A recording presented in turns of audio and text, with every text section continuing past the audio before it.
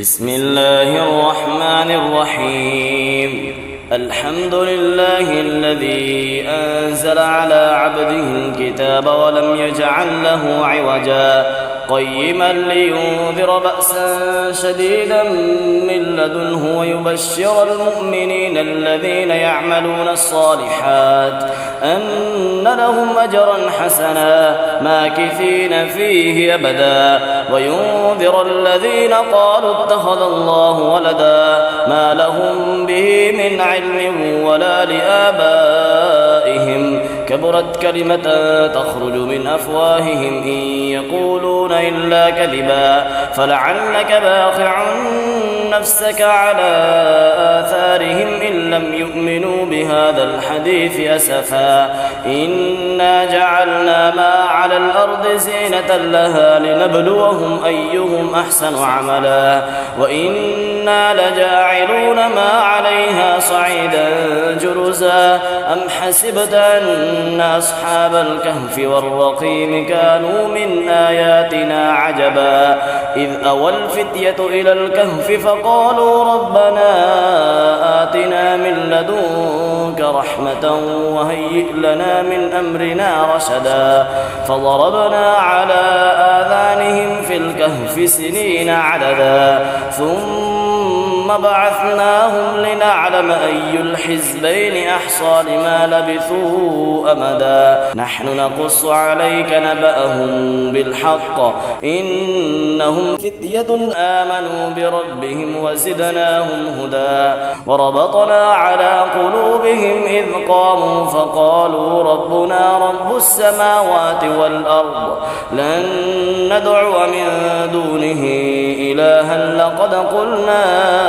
إذا شططا هؤلاء قوم اتخذوا من دونه آلهة لولا يأتون عليهم بسلطان بين فمن أظلم ممن افترى على الله كذبا وإذ اعتزلتموهم وما يعبدون إلا الله فأووا إلى الكهف ينشر لكم ربكم من رحمته ويهيئ لكم من أمركم مرفقا وترى الشمس إذا طلعت تزاور عن كهفهم ذات اليمين وإذا غربت تقرضهم ذات الشمال وهم في فجوة منه ذلك من آيات الله من يهد الله فهو المهتد ومن يضلل فلن تجد له وليا مرشدا وتحسبهم أيقاظا وهم رقود ونقلبهم ذات اليمين وذات الشمال وكلبهم باسط ذراعيه بالوصيد لو اطلعت عليهم لوليت منهم فرارا ولملئت منهم رعبا وكذلك بعثناهم ليتساءلوا بينهم قال قائل منهم كم لبثتم قالوا لبثنا يوما أو بعض يوم قالوا ربكم أعلم بما لبثتم فابعثوا أحدكم بورقكم هذه إلى المدينة فلينظر أيها أزكى طعاما فليأتكم برزق منه وليتلطف ولا يشعرن بكم أحدا إنهم إن يظهروا عليكم يرجموكم أو يعيدوكم في ملتهم ولن تفلحوا إذا أبدا وكذلك أعثرنا عليهم ليعلموا أن وعد الله حق وأن الساعة لا ريب فيها إذ يتنازعون بينهم أمرهم فقالوا ابنوا عليهم بنيانا ربهم أعلم بهم قال الذين غلبوا على أمرهم لنتخذن عليهم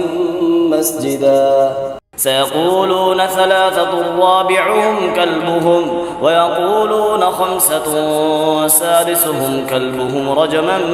بالغيب ويقولون 7 وثامنهم كلبهم قل ربي أعلم بعدتهم ما يعلمهم إلا قليل فلا تمار فيهم إلا مراء ظاهرا ولا تستفت فيهم منهم أحدا ولا تقولن لشيء إني فاعل ذلك غدا إلا أن يشاء الله واذكر ربك إذا نسيت وقل عسى أن يهديني ربي لأقرب من هذا رشدا ولبثوا في كهفهم 300 سنين وازدادوا 9 قل الله أعلم بما لبثوا له غيب السماوات والأرض أبصر به وأسمع ما لهم من دونه من ولي ولا يشرك في حكمه أحدا واتل ما أوحي إليك من كتاب ربك لا مبدل لكلماته ولن تجد من دونه ملتحدا واصبر نفسك مع الذين يدعون ربهم بالغداة والعشي يريدون وجهه ولا تعد عيناك عنهم تريد زينة الحياة الدنيا ولا تطع من أغفلنا قلبه عن ذكرنا واتبع هواه وكان أمره فرطا وقل الحق من ربكم فمن شاء فليؤمن ومن شاء فليكفر إنا أعتدنا للظالمين نارا أحاط بهم سرادقها وإن يستغيثوا يغاثوا بماء كالمهل يشفي الوجوه بئس الشراب وساءت مرتفقا إن الذين آمنوا وعملوا الصالحات إنا لا نضيع أجر من أحسن عملا أولئك لهم جنات عدن تجري من تحتهم الأنهار يحلون فيها من أسابر من ذهب ويلبسون ثيابا خضرا من سندس واستبرق متكئين فيها على الأرائك نعم الثواب وحسنت مرتفقا واضرب لهم مثل الرجلين جعلنا لأحدهما جنتين من أعناب وحففناهما بنخل وجعلنا بينهما زرعا كلتا الجنتين آتت أكلها ولم تظلم منه شيئا وفجرنا خلالهما نهرا وكان له ثمر فقال لصاحبه وهو يحاوره أنا أكثر منك مالا وأعز نفرا ودخل جنته وهو ظالم لنفسه قال ما أظن أن تبيد هذه أبدا وما أظن الساعة قائمة ولئن رددت إلى ربي لأجدن خيرا منها منقلبا قال له صاحبه وهو يحاوره أكفرت بالذي خلقك من تراب ثم من نطفة ثم سواك رجلا لكن هو الله ربي ولا أشرك بربي أحدا ولولا إذ دخلت جنتك قلت ما شاء الله لا قوة إلا بالله إن ترني أنا أقل منك مالا وولدا فعسى ربي أن يؤتيني خيرا من جنتك ويرسل عليها حسبانا من السماء فتصبح صعيدا زلقا أو يصبح ماؤها غورا فلا تستطيع له طلبا وأحيط بثمره فأصبح يقلب كفيه على ما أنفق فيها وهي خاوية على عروشها ويقول يا ليتني لم أشرك بربي أحدا ولم تكن له فئة ينصرونه من دون الله وما كان منتصرا هنالك الولاية لله الحق هو خير ثوابا وخير عقبا واضرب لهم مثل الحياة الدنيا كماء أنزلناه من السماء فاختلط به نبات الأرض فأصبح هشيما تذروه الرياح وكان الله على كل شيء مقتدرا المال والبنون زينة الحياة الدنيا والباقيات الصالحات خير عند ربك ثوابا وخير أملا ويوم نسير الجبال وترى الأرض بارزة وحشرناهم فلم نغادر منهم أحدا وعرضوا على ربك صفا لقد جئتمونا كما خلقناكم أول مرة بل زعمتم أن لن نجعل لكم موعدا ووضع الكتاب فترى المجرمين مشفقين مما فيه ويقولون يا ويلتنا ما لهذا الكتاب لا يغادر صغيرة ولا كبيرة إلا أحصاها ووجدوا ما عملوا حاضرا ولا يظلم ربك أحدا وإذ قلنا للملائكة اسجدوا لآدم فسجدوا إلا إبليس كان من الجن ففسق عن أمر ربه أفتتخذونه وذريته أولياء من دوني وهم لكم عدو بئس للظالمين بدلا ما أشهدتهم خلق السماوات والأرض ولا خلق أنفسهم وما كنت متخذ المضلين عضدا ويوم يقول نادوا شركائي الذين زعمتم فدعوهم فلم يستجيبوا لهم وجعلنا بينهم موبقا ورأى المجرمون النار فظنوا أنهم مواقعوها ولم يجدوا عنها مصرفا ولقد صرفنا في هذا القرآن للناس من كل مثل وكان الإنسان أكثر شيء جدلا وما منع الناس أن يؤمنوا إذ جاءهم الهدى ويستغفروا ربهم إلا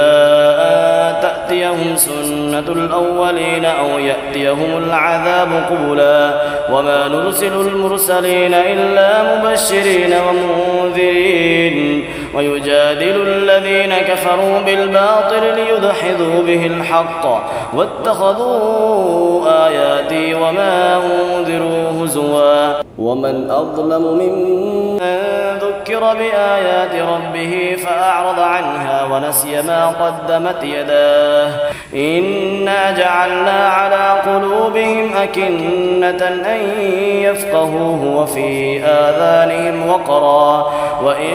تدعوهم إلى الهدى فلن يهتدوا إذن أبدا وربك الغفور ذو الرحمة لو يؤاخذهم بما كسبوا لعجل لهم العذاب بل لهم موعد لن يجدوا من دونه موئلا وتلك القرى أهلكناهم لما ظلموا وجعلنا لمهلكهم موعدا وإذ قال موسى لفتاه لا أبرح حتى أبلغ مجمع البحرين أو أمضي حقبا فلما بلغا مجمع بينهما نسيا حوتهما فاتخذ سبيله في البحر سربا فلما جاوزا قال لفتاه آتنا غداءنا لقد لقينا من سفرنا هذا نصبا قال أرأيت إذ أوينا إلى الصخرة فإني نسيت الحوت وما أنسانيه إلا الشيطان أن أذكره واتخذ سبيله في البحر عجبا قال ذلك ما كنا نبغي فارتدا على آثارهما قصصا فوجدا عبدا من عبادنا آتيناه رحمة من عندنا وعلمناه من لدنا علما قال له موسى هل أتبعك على أن تعلمني مما علمت رشدا قال إنك لن تستطيع معي صبرا وكيف تصبر على ما لم تحط به خبرا قال ستجدني إن شاء الله صابرا ولا أعصي لك أمرا قال فإن اتبعتني فلا تسألني عن شيء حتى أحدث لك منه ذكرا فانطلقا حتى إذا ركبا في السفينة خرقها قال خرقتها لتغرق أهلها لقد جئت شيئا إمرا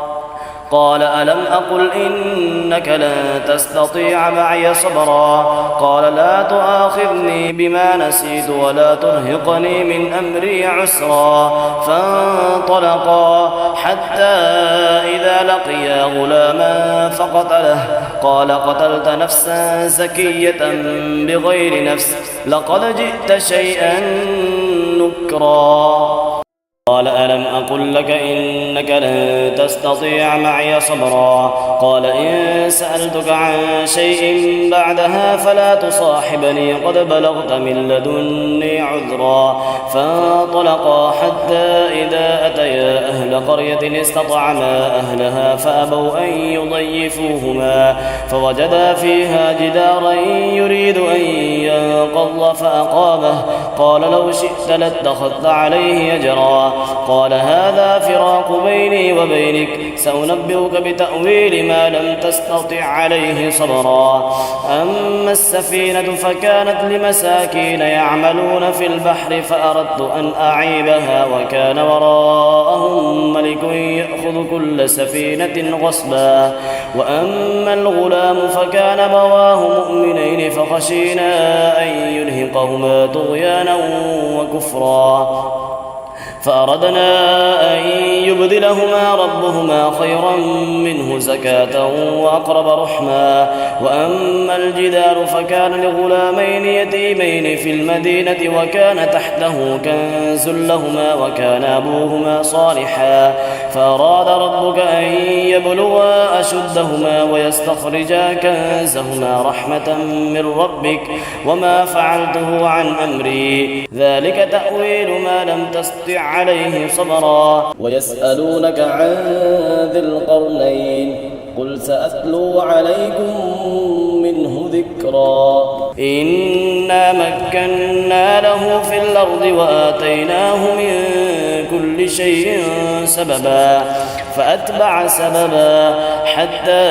إذا بلغ مغرب الشمس وجدها تغرب في عين حمئة ووجد عندها قوما قلنا يا ذا القرنين إما أن تعذب وإما أن تتخذ فيهم حسنا قال أما من ظلم فسوف نعذبه ثم يرد إلى ربه فيعذبه عذابا نكرا وأما من آمن وعمل صالحا فله جزاء الحسنى وسنقول له من أمرنا يسرا ثم أتبع سببا حتى إذا بلغ مطلع الشمس وجدها تطلع على قوم لم نجعل لهم من دونها سترا كذلك وقد أحطنا بما لديه خبرا ثم أتبع سببا حتى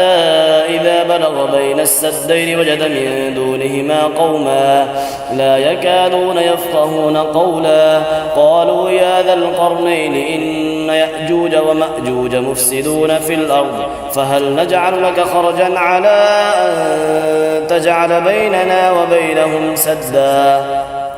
قال ما مكنني فيه ربي خير فأعينوني بقوة أجعل بينكم وبينهم ردما آتوني زبر الحديد حتى